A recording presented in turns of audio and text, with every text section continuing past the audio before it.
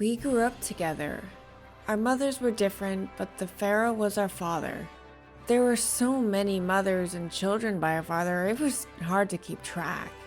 We were born in a strange time, when the Aten was revered and the gardens surrounded us. Much of this changed after our father died. It seemed like there was a last gasp while Smenkhare and Nefer-Nefer-Uaten held on to their power. But we were so young. We had played together as children days before. My playmate and betrothed was made king. He was only 9. The priests controlled everything, and they were planning to move our house from Amarna to Memphis as the new capital city. Our names would change, and they moved forward with their wedding. It was too rushed. Yes, we had been promised to each other for so long, but they wanted him to be settled and produce heirs. I felt like the love we held for each other was being taken away, and I wanted it back. Tut couldn't run much. He always needed a cane to get around.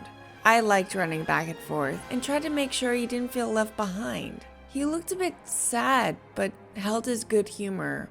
I brought him to our favorite hiding spot in the vast gardens one morning. I told him he should sit, but he refused. Just leaned against his cane, being just as stubborn as usual. I shrugged and told him I'd be right back, darting off to the areas I'd mentally mapped to collect a bundle of papyrus in one hand and a collection of water lilies in the other. Walking back to our spot, he was just how I left him as I turned the corner. I walked up, slowly presented the plants to my betrothed, my king, my friend, my Tut. You were born to rule. You are the new embodiment of Horus. You keep Kemet together. I held out the papyrus. The watch for the flourishing upper Tufi, and, holding up the lotuses, the Seshen for the rejuvenating lower Tufi. Whatever gods we have and follow won't change that you are beloved by them, or by me. I took a breath for what seemed like the first time since I walked in. He held up his hand, and my voice froze. Tut smiled, took my hand, and lowered it to see my face. I love you, and I'm devoted to you, not only Kemet. And I'm so glad you want to be my great royal wife and the queen. We'll live happily and long together, I promise. We spent some time collecting flowers in the garden, playing and hiding from our royal duties for as long as we could. But of course that couldn't last forever. And of course it didn't. The couple had children, both stillborn daughters prematurely born at 5 to 6 months, and King Tutankhamun died at age 18, leaving his approximately 20-ish-year-old wife alone, who likely had to marry his successor and her maternal grandfather, Ai. The detail in the cave's murals are amazing. They pulled actual images from stela and lintel artwork and just adjusted them to fit the set and the directing plans. They also added a mural in a Mayan style, but depicted the movie's story. When Shuri walks into the room to meet Namor, he is sitting in front of a blown-up version of Lintel 15, a limestone block within Structure 21 at Yaxchilan in Chiapas, Mexico. The real lintel was carved around 770 CE during the late Classic period, which is generally 700 to 900 CE. Lintel 15's artwork depicts glyphs and a scene representing Lady Waktun during a bloodletting rite. She's carrying a basket with the paraphernalia used for auto-sacrifice, a stingray spine, a rope, and bloodied paper. The vision serpent appears before her, springing from a bowl which also contains strips of bark paper. The mural in the movie moves the text boxes to the side rather than being in between the characters. But it's an interesting framing of the scene because Namor is sitting in front of the kneeling Lady Waktun while Shuri walks in and covers the depiction of Kukulkan. As with everything in movies, or at least how it should be, everything is done on purpose. So I think that the director is showing that Shuri is the one coming in with more power. Or that could be a twist and that Namor is trying to make it seem like he's secondary, so Shuri will help him in his plan. In Egyptian mythology, there are tests that need to be passed. While many tombs have different portions of the journey to the afterlife, kind of like a cheat sheet for a test, this particular tomb depicts what might be the most well-known of these tests, the heart weighing ceremony. It begins with a series of 42 questions, one from each of the 42 main gods and goddesses, which are all recorded by the god of knowledge and writing, Thoth or Thoth.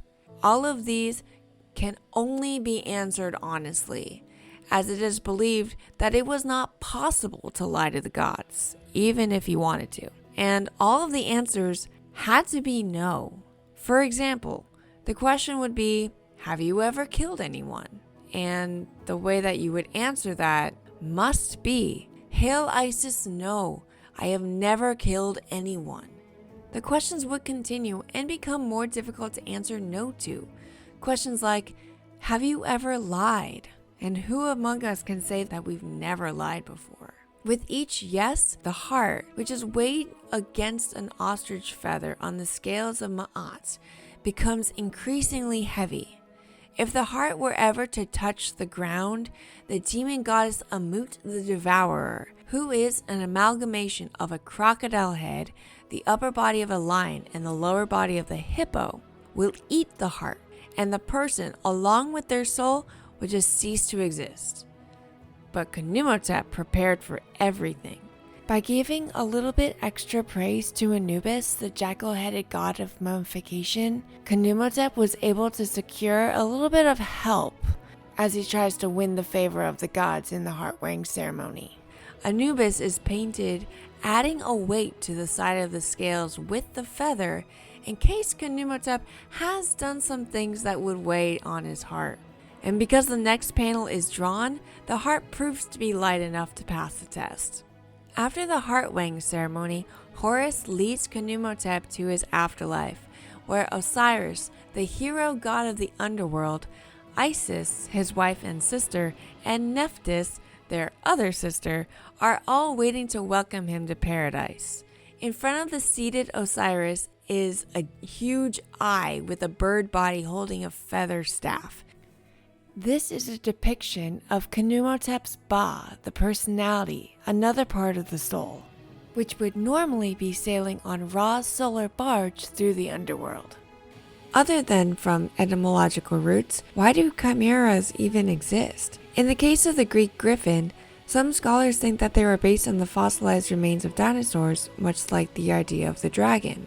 On griffins, folklorists and historians write that it was specifically from the 7th century BCE that the Greeks may have been influenced in part by beaked dinosaurs such as Protoceratops and Psittacosaurus, which would have been seen on the way to gold deposits that were found by nomadic prospectors of ancient Scythia in Central Asia, and thought to be a mixture of bird and a mammal. This hypothesis has been contested by paleontologist Mark P. Whitten, who was referred to in the previous bestiary episode, pointing out that this hypothesis ignores older depictions of griffins from a variety of Eastern and Near Eastern countries before the Greeks ever knew of the existence of these fossils. He also argues that the Greek versions of griffins were based on living creatures because the anatomies between the fossils and the mythical versions don't match up.